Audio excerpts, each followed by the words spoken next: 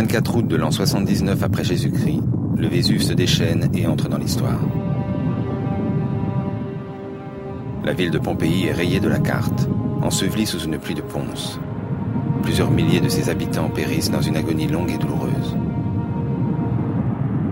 À moins de 10 km, la petite ville d'Herculanum est enterrée sous 30 mètres de boue volcanique. Longtemps oubliée, elle ne revint à la lumière qu'au début du XVIIIe siècle. En 200 ans, ces fouilles n'ont livré que des restes de 32 corps. Quel destin a donc été celui d'Herculanum et de ses habitants?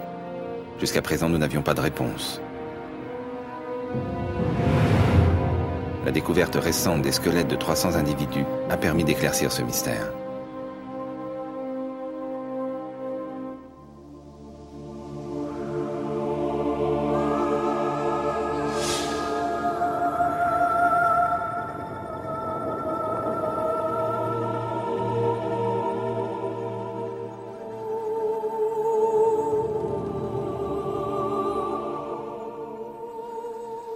Une équipe d'archéologues était à la recherche de l'emplacement du rivage de l'antique port d'Herculanum.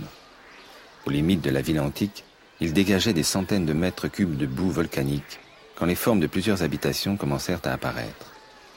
12 abris de pêcheurs, situés autrefois face à la mer, furent ainsi mis au jour.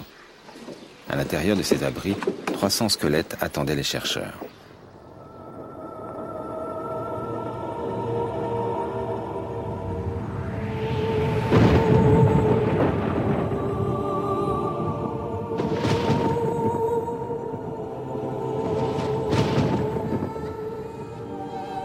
Retournés à la lumière, les squelettes ont conservé le regard intense, la bouche ouverte, le corps figé de ceux qui ont été surpris par une mort foudroyante.